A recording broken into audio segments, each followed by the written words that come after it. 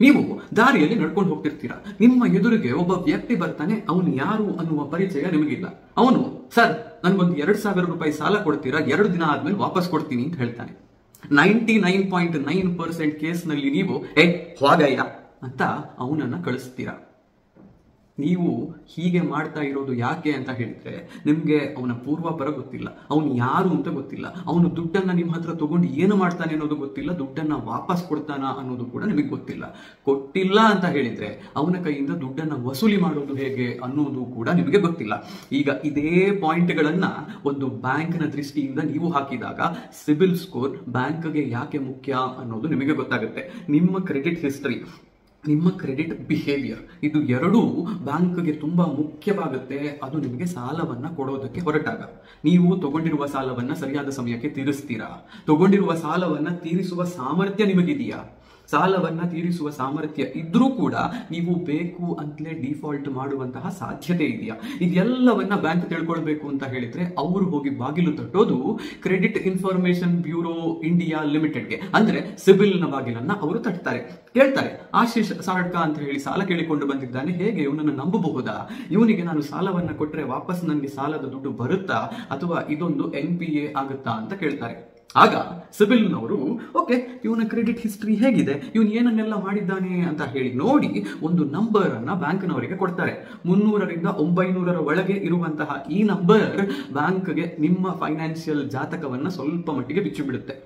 750ಕ್ಕಿಂತ ಹೆಚ್ಚಿನ ಸ್ಕೋರ್ ಇದೆ ಅಂತ ಹೇಳಿದ್ರೆ ಬ್ಯಾಂಕ್ನವರು ನಿಮ್ಗೆ, ಸರ್ ಪ್ರೀ ಅಪ್ರೂವ್ಡ್ ಲೋನ್ ಇದೆ, ಬರ್ತೀರಾ, ತಗೋತೀರಾ, ಕಮ್ಮಿ ಇಂಟ್ರೆಸ್ಟ್ ರೇಟ್ಗೆ ಕೊಡ್ತೀವಿ ಅಂತ ಹೇಳ್ತಾರೆ. 740ಕ್ಕಿಂತ ಕಮ್ಮಿ ಇದೆ ಅಂತ ಹೇಳಿದ್ರೆ ನೀವು ಸಾಲ ಕೇಳೋದಕ್ಕೆ ಹೋದಾಗ ನೋಡೋಣ, ಒಂದು ಸ್ವಲ್ಪ ಇಂಟ್ರೆಸ್ಟ್ ರೇಟ್ ಹೆಚ್ಚಾಗತ್ತೆ ಅಂತ ಹೇಳ್ತಾರೆ. 690ಕ್ಕಿಂತ ಕಮ್ಮಿ ಇದೆ ಅಂತ ಹೇಳಿದ್ರೆ ಹೇಗೆ 99.9% ಕೇಸಸ್ನಲ್ಲಿ ಹೋಗಯ್ಯ ಅಂತ ನಾವು ಕಳಿಸ್ತೀವೋ, ಬ್ಯಾಂಕ್ನವರು ನಮ್ಮನ್ನ ಹಾಗೆ ಕಳಿಸ್ತಾರೆ. ಸಿಬಿಲ್ ಸ್ಕೋರ್ ಮುಖ್ಯ ಆಗೋದು ಈ ಕಾರಣಕ್ಕೆ.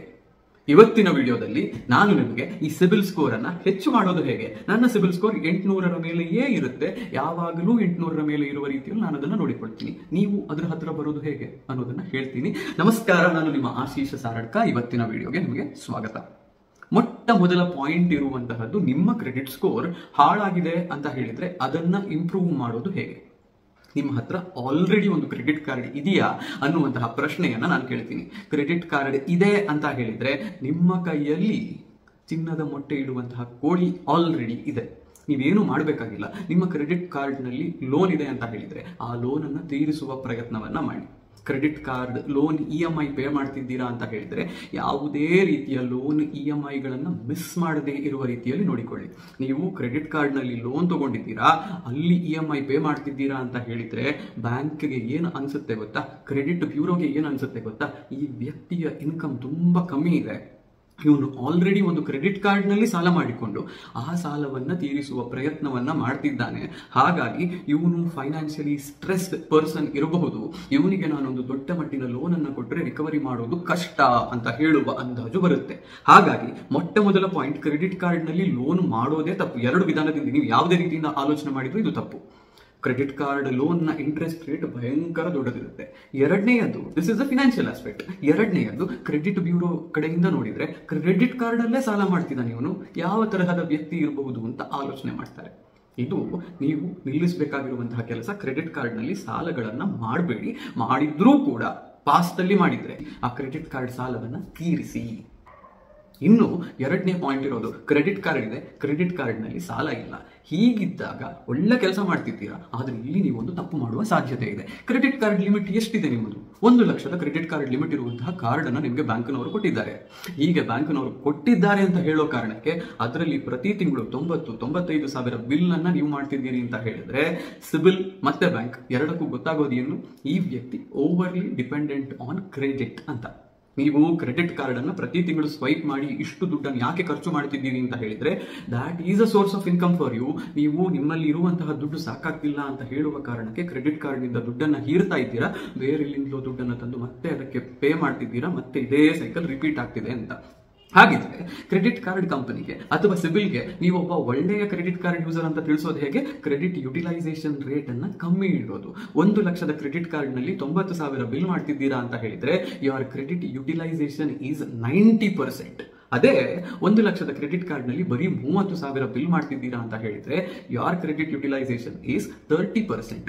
30% ಗಿಂತ ಹೆಚ್ಚಿದೆ ನಿಮ್ಮ ಕ್ರೆಡಿಟ್ ಯುಟಿಲೈಸೇಷನ್ ಅಂತ ಹೇಳಿದ್ರೆ that is considered to be a bad sign. ಈಗ ಪ್ರತಿಯೊಬ್ಬರದ್ದು ರಿಕ್ವೈರ್ಮೆಂಟ್ ಬೇರೆ ಬೇರೆ ಇರುತ್ತೆ. 1,00,000 ಲಿಮಿಟ್ ಇದೆ, 30,000 ಮಾತ್ರ ಖರ್ಚು ಮಾಡಬೇಕು ನಾನು ಅಂತ ಹೇಳಿದ್ರೆ ಹೇಗೆ ಸಾಧ್ಯ ಆಗುತ್ತೆ? ನನ್ನ ರಿಕ್ವೈರ್ಮೆಂಟ್ಸ್ ಹೆಚ್ಚಿದ್ದಾವೆ. ಪ್ರತಿ ತಿಂಗಳು 60,000-70,000 ಬಿಲ್ಸ್ ಅನ್ನ ನಾನು ಕ್ರೆಡಿಟ್ ಕಾರ್ಡ್ ಮೂಲಕ ಪೇ ಮಾಡ್ತೀನಿ. ನೀನು ಬರೀ 30,000ಗೆ ಸ್ಟಿಕ್ ಆನ್ ಆಗು ಅಂತ ಹೇಳಿದ್ರೆ ಕ್ರೆಡಿಟ್ ಕಾರ್ಡ್ ಬೆನಿಫಿಟ್ಸ್ ಕಮ್ಮಿ ಆಗುತ್ತಲ್ವಾ ಅಂತ ನೀವು ಕೇಳಬಹುದು. ಈಗ ನಿಮ್ಮ ಆದಾಯ 1,00,000, 1,50,000 ಇದೆ ಅಂತ ಹೇಳಿದ್ರೆ 70,000 ತಿಂಗಳಿಗೆ ಖರ್ಚು ಮಾಡೋದ್ರಲ್ಲಿ ಯಾವುದೇ ರೀತಿಯ ಅಭ್ಯಂತರ ಇಲ್ಲ. ಈಗ ನೀವು ಏನು ಮಾಡಬೇಕು? ಕ್ರೆಡಿಟ್ ಕಾರ್ಡ್ ಕಂಪನಿಗೆ ಕಾಲ್ ಮಾಡಬೇಕು. ನನ್ನ ಕ್ರೆಡಿಟ್ ಬಿಹೇವಿಯರ್ ಚೆನ್ನಾಗಿದೆ, ನೀನು ನನಗೆ ಯಾಕೆ ಕ್ರೆಡಿಟ್ ಕಾರ್ಡ್ ಲಿಮಿಟ್ ಅನ್ನ 1,00,000ದಿಂದ 2,00,000ಕ್ಕೆ ಇನ್ಕ್ರೀಸ್ ಮಾಡಬಾರ್ದು ಅನ್ನೋದನ್ನ ಕೇಳಬೇಕು. ಅಥವಾ ಬ್ಯಾಂಕ್ನವರು ಒಪ್ಪೋದಿಲ್ಲ ಕೆಲವೊಂದ್ಸತಿ, ಆಗಲ್ಲ ಸರ್, ಟ್ರಾನ್ಸಾಕ್ಷನ್ ಫೀಸ್ ಬೀಳುತ್ತೆ ಸರ್ ಅಂತೆಲ್ಲ ಹೇಳ್ತಾರೆ. ಆಗ ನೀವೇನು ಮಾಡಬಹುದು? ಯಾವುದಾದ್ರೂ ಇನ್ನೊಂದು ಕ್ರೆಡಿಟ್ ಕಾರ್ಡ್ಗೆ ಅಪ್ಲೈ ಮಾಡುವುದು ಸಾಧ್ಯ ಇದೆಯಾ ಅನ್ನೋದನ್ನ ನೋಡಬೇಕು. Life time free, annual maintenance charges ಇಲ್ಲದೆ ಇರುವಂತಹ ಯಾವುದಾದ್ರೂ ಕ್ರೆಡಿಟ್ ಕಾರ್ಡ್ ನಿಮಗೆ ಸಿಗುತ್ತೆ ಅಂತ ಹೇಳಿದ್ರೆ that is well and good. ಅದನ್ನ ಖರೀದಿ ಮಾಡಿ. ಆಗ ಆಲ್ ಆಫ್ ಅ ಸಡನ್ ಆ ಕ್ರೆಡಿಟ್ ಕಾರ್ಡ್ ನಲ್ಲಿ ಮತ್ತೊಂದು ಲಕ್ಷ ನಿಮಗೆ ಲಿಮಿಟ್ ಸಿಕ್ತು ಅಂತ ಯೋಚನೆ ಮಾಡಿ. ಈಗ ನಿಮ್ಮ ಓವರ್ ಆಲ್ ಕ್ರೆಡಿಟ್ ಲಿಮಿಟ್ 2,00,000 ಆಯಿತು. ನೀವು 60,000 ಖರ್ಚು ಮಾಡಿದ್ರೆ 30% ಒಳಗೆ ನಿಮ್ಮ ಕ್ರೆಡಿಟ್ ಯುಟಿಲೈಸೇಷನ್ ರೇಷಿಯೋ ಬರುತ್ತೆ. ನಿಮ್ಮ ಕ್ರೆಡಿಟ್ ಕಾರ್ಡ್ ನಿಂದಾಗಿ ನಿಮ್ಮ ಕ್ರೆಡಿಟ್ ಸ್ಕೋರ್ ಬೂಸ್ಟ್ ಆಗೋದು ಶುರುವಾಗುತ್ತೆ. ಇದು ಎರಡನೆಯ ಪಾಯಿಂಟ್ ಇರುವಂತಹದ್ದು, ನೀವು ಹೇಗೆ ಕ್ರೆಡಿಟ್ ಕಾರ್ಡ್ಗಳನ್ನ ಯೂಸ್ ಮಾಡ್ತೀರಿ ಅಂತ ಹೇಳೋದು. ಈಗ ಇಲ್ಲಿ ನಾನು ನಿಮಗೆ ಒಂದು ವರ್ಡ್ ಆಫ್ ಅಡ್ವೈಸ್ ಮತ್ತೊಂದು ಅತಿ ದೊಡ್ಡ ಕಾಷನ್ ಅನ್ನು ಕೂಡ ಹೇಳಬೇಕು. ಕ್ರೆಡಿಟ್ ಕಾರ್ಡ್ ಉಪಯೋಗ ಮಾಡ್ತಿದ್ದೀರಿ, ಕ್ರೆಡಿಟ್ ಕಾರ್ಡ್ ಲೋನ್ ಅನ್ನ ತಗೊಂಡ್ರಿ, ಅಥವಾ ಕ್ರೆಡಿಟ್ ಕಾರ್ಡ್ ನಲ್ಲಿ ಕ್ಯಾಶ್ ಯುಟಿಲೈಸೇಷನ್ ಮಾಡಿದ್ದೀರಿ, ಆಲ್ಮೋಸ್ಟ್ 90% ನಿಮ್ಮದು ಯುಟಿಲೈಸೇಷನ್ ರೇಷಿಯೋ ಇದೆ. ಕ್ರೆಡಿಟ್ ಕಾರ್ಡ್ ಬಿಲ್ಲಿಂಗ್ ಡೇಟ್ ಆಯಿತು, ದುಡ್ಡನ್ನ ನೀವು ಡ್ಯೂ ಡೇಟ್ನ ದಿನ ಕೊಡಬೇಕು, ಮಿನಿಮಮ್ ಡ್ಯೂ ಪೇ ಮಾಡಬೇಕು ಅನ್ನೋದನ್ನ ಅವರು ಹೇಳಿರ್ತಾರೆ. ನೀವೇನ್ ಮಾಡ್ತೀರಿ ಅಂತ ಹೇಳಿದ್ರೆ, ಹೋಗು ಗುರು, ನಾನು ಪೇ ಮಾಡೋದಿಲ್ಲ, ಏನ್ ಮಾಡ್ಕೋತೀಯ ನೋಡ್ಕೋತೀನಿ ಅಂತ ಹೇಳ್ತೀರಿ. ತುಂಬಾ ಜನ ಹೀಗೆ ಮಾಡುವವರಿದ್ದಾರೆ. ಕ್ರೆಡಿಟ್ ಕಾರ್ಡ್ ತಗೋತಾರೆ, ಬಿಲ್ ಪೇಮೆಂಟ್ ಮಾಡೋದಿಲ್ಲ. ಇವರನ್ನ credit card company blacklist ಮಾಡುತ್ತೆ. ಮಾಡೋದಕ್ಕಿಂತ ಮುಂಚೆ ಸ್ವಲ್ಪ ಸಮಯ ಕಾಯುತ್ತೆ. 6 ತಿಂಗಳುಗಳ ಕಾಲ ನೀವು ಒಂದು ವೇಳೆ ಈ ರೀತಿ ಪೇಮೆಂಟ್ ಮಾಡಿಲ್ಲ ಅಂತ ಹೇಳಿದ್ರೆ ಮುಂದಿನ 6 ವರ್ಷಗಳ ಕಾಲ ಯಾವುದೇ ಲೋನ್ ನಿಮಗೆ ಸಿಗದೇ ಇರುವ ರೀತಿಯಲ್ಲಿ ಕಂಪನಿಗಳು ನೋಡಿಕೊಳ್ತವೆ. ಇದು ನೀವು ತಗೋತಾ ಇರುವಂತಹ ಅತಿ ದೊಡ್ಡ ರಿಸ್ಕ್. ಮುಂದೆ ಯಾವುದೇ ಕಾರಣಕ್ಕೆ ಯಾವುದೇ ಸಾಲ ಬೇಕು ಅಂತ ಹೇಳಿದ್ರೆ because of this bad history with one credit card ನಿಮ್ಗೆ ಯಾವ ಸಾಲವೂ ಸಿಗೋದಿಲ್ಲ. ಹೀಗಾಗಿ ಅತಿ ಮುಖ್ಯವಾಗಿ ನೀವು ಆಲೋಚನೆ ಮಾಡಬೇಕಾಗಿರುವಂತಹದ್ದು, ಕ್ರೆಡಿಟ್ ಕಾರ್ಡ್ ಬಳಕೆ ಮಾಡ್ತಿದ್ದೀರಿ ಅಂತ ಹೇಳಿದ್ರೆ ಅದನ್ನು ಸರಿಯಾದ ರೀತಿಯಲ್ಲಿ ಬಳಕೆ ಮಾಡುವುದು ಹೇಗೆ ಅನ್ನೋದನ್ನ. ಇಲ್ಲಿ ನಿಮ್ಗೆ ಇನ್ನೊಂದು ಟಿಪ್ ಕೊಡ್ತೀನಿ ನಾನು. ನಿಮ್ಮ ಕ್ರೆಡಿಟ್ ಯುಟಿಲೈಸೇಷನ್ 30%ಗಿಂತ ಹೆಚ್ಚಿದೆ. ನೀವು ಒಂದು ತಿಂಗಳು ಟಿವಿಯನ್ನು, ಫ್ರಿಜ್ ಅನ್ನು ಏನೋ ಖರೀದಿ ಮಾಡಿದ್ರೆ 60,000-70,000 ಬಿಲ್ ಆಯ್ತು. ಈಗ ಏನು ಮಾಡೋದು? ನಿಮ್ಮ ಬಿಲ್ಲಿಂಗ್ ಡೇಟ್ ಇರುತ್ತಲ್ಲ, 17ನೇ ತಾರೀಕಿಗೆ ನಿಮ್ಮ ಬಿಲ್ಲಿಂಗ್ ಡೇಟ್ ಅಂತ ಆಲೋಚನೆ ಮಾಡಿ. ಡ್ಯೂ ಡೇಟ್ ಅಲ್ಲ, ಬಿಲ್ಲಿಂಗ್ ಡೇಟ್. ಆ ದಿನ ಬಿಲ್ ಜನರೇಟ್ ಆಗುತ್ತೆ. ಅದಕ್ಕಿಂತ 2 ದಿನ ಮುಂಚೆ ಸಾಧ್ಯ ಆದ್ರೆ ಈ 30,000 ಎಕ್ಸ್ಟ್ರಾ ಏನಿದೆಯೋ 30%ಗಿಂತ ಹೆಚ್ಚು, ಅದನ್ನ ನಿಮ್ಮ ಕ್ರೆಡಿಟ್ ಕಾರ್ಡ್ಗೆ ಪೇ ಮಾಡಿಬಿಡಿ. ಅಂದ್ರೆ ಬಿಲ್ ಆಗೋದಕ್ಕಿಂತ ಮುಂಚೆ ಈ ಪೇಮೆಂಟ್ ಆಗಿರಬೇಕು. ಆಗ ನಿಮಗೆ ಬರುವಂತಹ ಬಿಲ್ 30,000ಕ್ಕಾಗಿರುತ್ತೆ. ಹಾಗಾದಾಗ ನಿಮ್ಮ ಕ್ರೆಡಿಟ್ ಯುಟಿಲೈಸೇಷನ್ ಕಮ್ಮಿ ಉಳಿಯುತ್ತೆ. ಕ್ರೆಡಿಟ್ ಸ್ಕೋರ್ಗೆ ಯಾವುದೇ ರೀತಿಯ ತೊಂದರೆ ಇದರಿಂದ ಬರೋದಿಲ್ಲ. ಇನ್ನೊಂದು ಪಾಯಿಂಟ್ ಇರೋದು, ನೀವು ನಿಮ್ಮ ಕ್ರೆಡಿಟ್ ಹಿಸ್ಟ್ರಿಯನ್ನ ಡಿಗ್ರೇಡ್ ಮಾಡಬೇಡಿ ಅಂತ. ಕೆಲವೊಮ್ಮೆ ನೀವು ಬ್ಯಾಂಕ್ ಅಕೌಂಟ್ ಓಪನ್ ಮಾಡ್ತೀರಾ, ಗೊತ್ತಿಲ್ಲದೆ ನಿಮಗೆ ಕ್ರೆಡಿಟ್ ಕಾರ್ಡ್ ಇಶ್ಯೂ ಮಾಡಿರ್ತಾರೆ. ಕ್ರೆಡಿಟ್ ಕಾರ್ಡ್ ಇಶ್ಯೂ ಮಾಡಿದ್ದಾರೆ ಅಂತ ಹೇಳಿ ನೀವು ಸುಮ್ಮನೆ ಅದನ್ನ ಇಟ್ಕೊಂಡು ಕೂತಿರ್ತೀರಾ. 2-3 ವರ್ಷಗಳ ಕಾಲ ಯಾವುದೇ ಯುಟಿಲೈಸೇಷನ್ ಅನ್ನ ಮಾಡೋದಿಲ್ಲ. ಸಡನ್ ಆಗಿ ಒಂದು ದಿನ ಜ್ಞಾನೋದಯ ಆಗುತ್ತೆ, ಕಾರ್ಡ್ ಅನ್ನು ಕ್ಲೋಸ್ ಮಾಡೋದಕ್ಕೆ ಹೋಗ್ತೀರಿ. ಕಾರ್ಡ್ ಅನ್ನು ಕ್ಲೋಸ್ ಮಾಡೋದಕ್ಕೆ ಹೋದ್ರೆ ಏನಾಗುತ್ತೆ? ನಿಮ್ಮ ಕ್ರೆಡಿಟ್ ಹಿಸ್ಟ್ರಿ ಅಂತ ಹೇಳೋದು ಒಂದು ಕ್ರಿಯೇಟ್ ಆಗಿರುತ್ತೆ. 5 ವರ್ಷದಿಂದ ಒಂದು ಕ್ರೆಡಿಟ್ ಕಾರ್ಡ್ ಅನ್ನ ಬಳಕೆ ಮಾಡ್ತಿದ್ದೀರಿ, ಇದರ ಯುಟಿಲೈಸೇಷನ್ ಹೇಗಿತ್ತು ಅನ್ನೋದನ್ನ ಕ್ರೆಡಿಟ್ ಹಿಸ್ಟ್ರಿ ಹೇಳುತ್ತೆ. ಕ್ರೆಡಿಟ್ ಕಾರ್ಡ್ ಅಕೌಂಟ್ ಅನ್ನ ಅಥವಾ ಕ್ರೆಡಿಟ್ ಕಾರ್ಡ್ ಅನ್ನ ಕ್ಲೋಸ್ ಮಾಡಿದ ಕೂಡಲೇ ಈ ಹಿಸ್ಟ್ರಿ ವೈಪ್ಔಟ್ ಆಗುತ್ತೆ. ನಿಮ್ಮದು ಬ್ರ್ಯಾಂಡ್ ನ್ಯೂ ಕ್ರೆಡಿಟ್ ಹಿಸ್ಟ್ರಿ ಇರುವಂತಹ ಒಂದು ಅಕೌಂಟ್ ಆಗುತ್ತೆ. ಯಾವುದೇ ಹಳೆಯ ಇನ್ಫಾರ್ಮೇಶನ್ ಹಿಸ್ಟಾರಿಕ್ ಆಗಿ ಇಲ್ಲ. ಈ ಕಾರಣದಿಂದಾಗಿ ನಿಮಗೆ ಮತ್ತೆ ಯಾವುದೇ ಲೋನ್ಗಳು ಸಿಗೋದಿಲ್ಲ. ಹೀಗಾಗಬಾರ್ದು ಅಂತ ಹೇಳಿದ್ರೆ ಹಳೆಯ ಕ್ರೆಡಿಟ್ ಕಾರ್ಡ್ಗಳನ್ನ ಜೋಪಾನ ಮಾಡಿಟ್ಟುಕೊಳ್ಳಿ. ಒಂದು ವೇಳೆ ತುಂಬಾ ಆನ್ಯುವಲ್ ಮೇಂಟೆನೆನ್ಸ್, ತುಂಬಾ ಬೇರೆ ಚಾರ್ಜ್ಗಳು ಬೀಳ್ತಿದ್ದಾವೆ, ಅದನ್ನ ಮೇಂಟೈನ್ ಮಾಡೋದೇ ಸಾಧ್ಯ ಇಲ್ಲ ಅಂತ ಅನಿಸುವ ಪರಿಸ್ಥಿತಿ ಇದ್ರೆ ಆಗ ಅದನ್ನ ಕ್ಲೋಸ್ ಮಾಡಿ. ಸುಮ್ಮನೆ ಕಾರ್ಡ್ ಇಲ್ಲಿದೆ, ನನಗದು ಬೇಡ ಅಂತ ಕ್ಲೋಸ್ ಮಾಡುವ ಮನಸ್ಥಿತಿ ಬೇಡ. ಕ್ರೆಡಿಟ್ ಕಾರ್ಡ್ ಬೇಡ ಅಂತ ಹೇಳಿದ್ರೆ ಮೊದಲಿಗೆ ಆಲೋಚನೆ ಮಾಡಿ. ಇಶ್ಯೂ ಮಾಡೋದಕ್ಕಿಂತ ಮುಂಚೆ ಬೇಡ ಅಂತ ಹೇಳಿ. ಇಶ್ಯೂ ಆದ ಕೂಡಲೇ ಬೇಡ ಅಂತ ಹೇಳಿದ್ರು ಪ್ರಾಬ್ಲಮ್ ಆಗೋದಿಲ್ಲ. Because credit history is just created, ಅಲ್ಲೇ ಡಿಲೀಟ್ ಇರುತ್ತೆ, ಏನು ಪ್ರಾಬ್ಲಮ್ ಆಗೋದಿಲ್ಲ. ಮತ್ತೆ ಕೆಲವರಿಗೆ ಒಂದು ಚಟ ಇರುತ್ತೆ, ಎಲ್ಲೆಲ್ಲಿ ಸಾಲ ಸಿಗುತ್ತೋ ಅಲ್ಲೆಲ್ಲ ಹೋಗಿ ಸಾಲ ಅಪ್ಲೈ ಮಾಡೋದಕ್ಕೆ ನೋಡೋದು. ಒಂದೇ ಸಾಲ ಬೇಕಾಗಿರೋದು, ಪರ್ಸನಲ್ ಲೋನ್ ಒಂದು ಬೇಕಾಗಿರೋದು, 10 ಬ್ಯಾಂಕ್ಗಳಲ್ಲಿ ಹೋಗಿ ಎಲ್ಲ ಕಡೆ ಅಪ್ಲೈ ಮಾಡೋದು. 5 ಕಡೆಯಲ್ಲಿ ರಿಜೆಕ್ಟ್ ಆಗುತ್ತೆ, 5 ಕಡೆಯಲ್ಲಿ ಅಪ್ರೂವ್ ಆಗುತ್ತೆ. But the problem with all these is, ಪ್ರತಿಯೊಬ್ಬ ಬ್ಯಾಂಕ್ನವನು ತನ್ನ ಲೋನ್ ಕೊಡೋದಕ್ಕಿಂತ ಮುಂಚೆ ನಿಮ್ಮ ಕ್ರೆಡಿಟ್ ಚೆಕ್ ಅನ್ನ ಮಾಡಿರ್ತಾರೆ. ಈಗ ನೀವು ಕ್ರೆಡ್ನಲ್ಲಿ, ಜಿಪೇನಲ್ಲಿ, ಫೋನ್ ಪೇನಲ್ಲಿ, ಪೇಟಿಎಂ ನಂತಹ ಆಪ್ಗಳಲ್ಲಿ ನೋಡಿದ್ರೆ ಅಲ್ಲೆಲ್ಲ ಫ್ರೀಯಾಗಿ ನಿಮ್ಮ ಕ್ರೆಡಿಟ್ ಸ್ಕೋರ್ ಅನ್ನು ಚೆಕ್ ಮಾಡ್ತೀವಿ ಅಂತ ಹೇಳ್ತಾರೆ.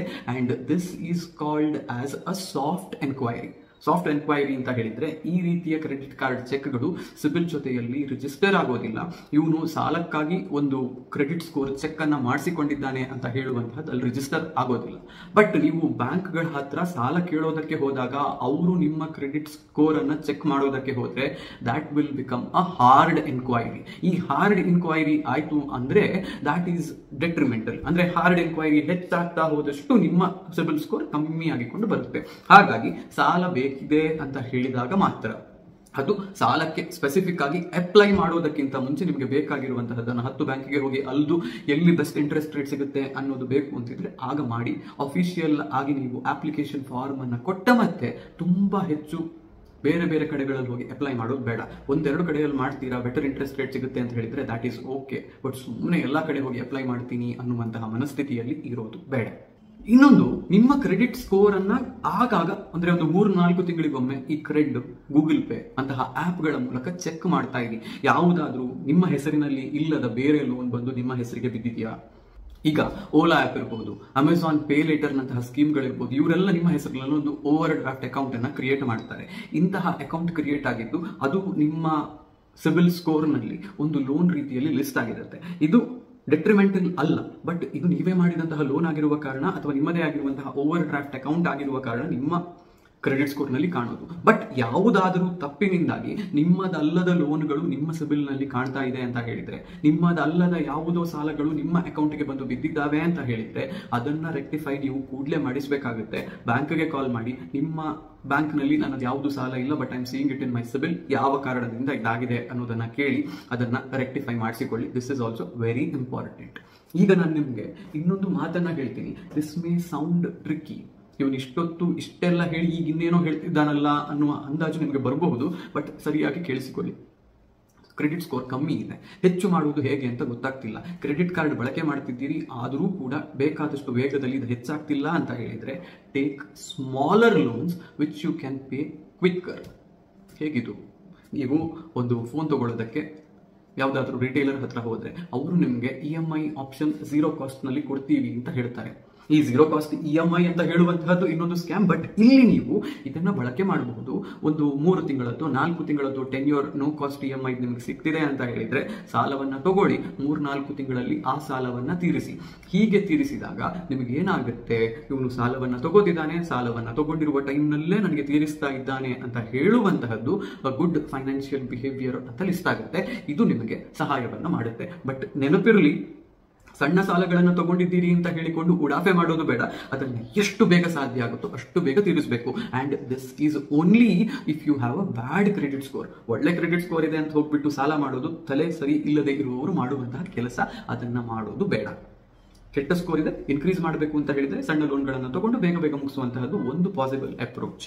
ಇನ್ನೊಂದು, ಇಷ್ಟೆಲ್ಲದರಲ್ಲಿ ನಾವು ಕನ್ಸಿಡರ್ ಮಾಡಿದ್ದೇನನ್ನ, ನಿಮ್ಮ ಹತ್ರ ಕ್ರೆಡಿಟ್ ಕಾರ್ಡ್ ಇದೆ ಅಂತ, ಕ್ರೆಡಿಟ್ ಸ್ಕೋರ್ ಚೆನ್ನಾಗಿಲ್ಲ, ಕ್ರೆಡಿಟ್ ಸ್ಕೋರ್ ಹಿಸ್ಟ್ರಿಯೇ ಇಲ್ಲ ಅಂತ ಹೇಳಿದ್ರೆ ಕೆಲವರಿಗೆ ಸರ್ಚ್ ಮಾಡಿದಾಗ ಅವರ ಕ್ರೆಡಿಟ್ ಸ್ಕೋರ್ ಸಿಗೋದೇ ಇಲ್ಲ. ಇಂತಹವರಿಗೆ ಕ್ರೆಡಿಟ್ ಕಾರ್ಡ್ ಕಂಪನಿಗಳು ಕ್ರೆಡಿಟ್ ಕಾರ್ಡ್ಸ್ ಅನ್ನ ಇಶ್ಯೂ ಮಾಡೋದಿಲ್ಲ. ಈಗ ನೀವು ಏನ್ ಮಾಡಬೇಕು? ಸಾಲ ಸಿಗೋಲ್ಲ, ಕ್ರೆಡಿಟ್ ಕಾರ್ಡ್ ಇಶ್ಯೂ ಆಗಲ್ಲ ಅಂತ ಹೇಳಿದಾಗ ನೀವು ಬ್ಯಾಂಕ್ಗಳಲ್ಲಿ ಪ್ರೀಪೇಯ್ಡ್ ಕ್ರೆಡಿಟ್ ಕಾರ್ಡ್ಸ್ ಅಂತ ಹೇಳುವಂತಹದ್ದು ಸಿಗ್ತವೆ. ಪ್ರೀಪೇಯ್ಡ್ ಕ್ರೆಡಿಟ್ ಕಾರ್ಡ್ಸ್ ಅಥವಾ ಸೆಕ್ಯೂರ್ಡ್ ಕ್ರೆಡಿಟ್ ಕಾರ್ಡ್ಸ್ ಅಂತ ಹೇಳಿದ್ರೆ, ನೀವು ಒಂದು ಮೊತ್ತದ FD ಅನ್ನ ಆ ಬ್ಯಾಂಕ್ ನಲ್ಲಿ ಇಟ್ಟಾಗ ಆ FD ಯ ಮೊತ್ತದಷ್ಟು ಕ್ರೆಡಿಟ್ ಲಿಮಿಟ್ ಇರುವಂತಹ ಕ್ರೆಡಿಟ್ ಕಾರ್ಡ್ ಅನ್ನ ನಿಮ್ಮ ಕೈಗೆ ಅವರು ಕೊಡ್ತಾರೆ. ಈ ಕ್ರೆಡಿಟ್ ಕಾರ್ಡ್ಗಳನ್ನ ಬಳಕೆ ಮಾಡಿದ್ರೆ ನಿಮ್ಮ ಕ್ರೆಡಿಟ್ ಸ್ಕೋರ್ ಹೆಚ್ಚಾಗಿಕೊಂಡು ಹೋಗುತ್ತೆ. ಬ್ಯಾಂಕ್ಗೆ ನೀವು ಡಿಫಾಲ್ಟ್ ಆಗುವ ಭಯ ಇರೋದಿಲ್ಲ, ಯಾಕಂದ್ರೆ ನಿಮ್ಮದೊಂದು FD ಅಲ್ಲಿದೆ ಅಂತ ಹೇಳುವ ಕಾರಣಕ್ಕೆ. ಸ್ಟೂಡೆಂಟ್ಸ್ ಆಗಿರುವವರು, ಅರ್ಲಿ ಕರಿಯರ್ ನಲ್ಲಿ ಇರುವವರು ತಮ್ಮ ಕ್ರೆಡಿಟ್ ಸ್ಕೋರ್ ಅನ್ನ ಹೆಚ್ಚಾಗಿಸೋದಕ್ಕೆ ಈ ರೀತಿಯ ಮೆಥಡಾಲಜಿಯನ್ನ ಬಳಕೆ ಮಾಡಬಹುದು. ಇದನ್ನ ಬಳಕೆ ಮಾಡೋದಕ್ಕೆ ನಿಮ್ಮ ಹತ್ರ ದುಡ್ಡಿಲ್ಲ, ಅಂದ್ರೆ FD ಇಡೋದಕ್ಕೆ ನಿಮ್ಮ ಹತ್ರ ದುಡ್ಡಿಲ್ಲ ಅಂತ ಹೇಳಿದ್ರೆ, ಬೈ ನೌ ಪೇ ಲೇಟರ್ ಕಾರ್ಡ್ಗಳು ಅಂತ ಹೇಳುವಂತಹ ಒಂದಿಷ್ಟು ಕ್ರೆಡಿಟ್ ಕಾರ್ಡ್ಗಳ ಆಗಿರುವಂತಹ ಸಿಗ್ತವೆ. ಯೂನಿ ಪೇ ಕಾರ್ಡ್ಸ್ ಅಂತ ಹೇಳ್ತೀವಿ, ಸ್ಲೈಸ್ ಕಾರ್ಡ್ಸ್ ಅಂತ ಹೇಳ್ತೀವಿ. ಈ ರೀತಿಯ ಕಾರ್ಡ್ಗಳು ನಿಮಗೆ ಸಿಗ್ತವೆ. ಬಟ್ ಅಗೇನ್ ಈ ಅಡ್ವೈಸ್ ಅನ್ನ ನೀವು ಫಾಲೋ ಮಾಡ್ತಿದ್ದೀರಿ ಅಂತ ಹೇಳಿದ್ರೆ ದಯವಿಟ್ಟು ಮತ್ತೆ ಕೇಳಿ. ಇಲ್ಲಿ ನೀವೊಂದು ಪೇಮೆಂಟ್ ಅನ್ನ ಮಿಸ್ ಮಾಡಿದ್ರೆ ತುಂಬಾ ಚಾರ್ಜಸ್ ಅನ್ನ ಪೇ ಮಾಡಬೇಕಾಗಿ ಬರುತ್ತೆ. ಸೊ ನಿಮ್ಮ ಫೈನಾನ್ಷಿಯಲ್ ಬಿಹೇವಿಯರ್ ಚೆನ್ನಾಗಿದೆ ಅಂತ ಹೇಳಿದ್ರೆ ಮಾತ್ರ ಬೈ ನೌ ಪೇ ಲೇಟರ್ ಕಾರ್ಡ್ಗಳನ್ನ ಬಳಕೆ ಮಾಡಿಕೊಂಡು ಕ್ರೆಡಿಟ್ ಸ್ಕೋರ್ ಹೆಚ್ಚು ಮಾಡೋದ್ರ ಕಡೆಗೆ ಗಮನವನ್ನ ಕೊಡಿ. ಕ್ರೆಡಿಟ್ ಸ್ಕೋರ್ ಈ ರೀತಿಯ ಮೆಥಡ್ ನಿಂದ ಖಂಡಿತವಾಗಿ ಹೆಚ್ಚಾಗುತ್ತೆ, ಬಟ್ ನಿಮ್ಮ ಬಿಹೇವಿಯರ್ ಸರಿಯಾಗಿರಬೇಕು. ಈ ರೀತಿಯ BNPL ಕಾರ್ಡ್ಗಳನ್ನು ತಗೊಂಡು ಒಂದು ಪೇಮೆಂಟ್ ಮಿಸ್ ಮಾಡಿದ್ರಿ ಅಂದ್ರೆ 40-50% ಇಂಟ್ರೆಸ್ಟ್ ಅನ್ನ ಚಾರ್ಜ್ ಮಾಡ್ತಾರೆ. ಅಲ್ಲಿ ಮತ್ತೆ ನೀವು ಡೆಟ್ ಟ್ರ್ಯಾಪ್ಗೆ ಬೀಳ್ತೀರಾ, ಚಕ್ರವ್ಯೂಹದಲ್ಲಿ ಸಿಲುಕಿ ಬೀಳ್ತೀರಾ. ಅದು ಆಗೋದು ಬೇಡ. ಇದು ಇವತ್ತಿನ ವಿಡಿಯೋ. ಕ್ರೆಡಿಟ್ ಕಾರ್ಡ್ಗಳನ್ನ ಬಳಕೆ ಮಾಡಿಕೊಂಡು ಅಥವಾ ಓವರ್ ಆಗಿ ಸಿಬಿಲ್ ಸ್ಕೋರ್ ಅನ್ನ ಹೆಚ್ಚು ಮಾಡೋದು ಹೇಗೆ ಅನ್ನೋದ್ರ ಬಗ್ಗೆ. ಈ ವಿಡಿಯೋ ನಿಮಗೆ ಇಷ್ಟ ಆಗಿದೆ ಅಂತ ಹೇಳಿದ್ರೆ ದಯವಿಟ್ಟು ಕಮೆಂಟ್ ಮಾಡೋದನ್ನ ಮರಿಬೇಡಿ. ಈ ವಿಡಿಯೋಕ್ಕೊಂದು ಲೈಕ್ ಒತ್ತೋದನ್ನು ಕೂಡ ಮರಿಬೇಡಿ. ನನ್ನ ಚಾನೆಲ್ ಅನ್ನ ನೀವು ಸಬ್ಸ್ಕ್ರೈಬ್ ಮಾಡಿಲ್ಲ ಅಂತ ಹೇಳಿದ್ರೆ ಸಬ್ಸ್ಕ್ರೈಬ್ ಮಾಡೋದು ಕೂಡ ಮರಿಬೇಡಿ. ಮುಂದಿನ ದಿನಗಳಲ್ಲಿ zero cost, zero maintenance, zero annual fees ಇರುವಂತಹ ಕ್ರೆಡಿಟ್ ಕಾರ್ಡ್ಗಳ ಬಗ್ಗೆ ವಿಡಿಯೋ ಮಾಡಿ ನಾನು ವಿಡಿಯೋವನ್ನು ಹಾಕಬೇಕು ಅಂತ ಹೇಳಿದ್ರೆ ಕಮೆಂಟ್ನಲ್ಲಿ ಅದರ ಬಗ್ಗೆಯೂ ಕೂಡ ಕೇಳಿ. ಇದಿಷ್ಟು ಇವತ್ತಿನ ವಿಡಿಯೋ. ಹೋಗಿ ಬರ್ತೀನಿ. ನಾನು ನಿಮ್ಮ ಆಶೀಶ್ ಸಾರಡ್ಕ.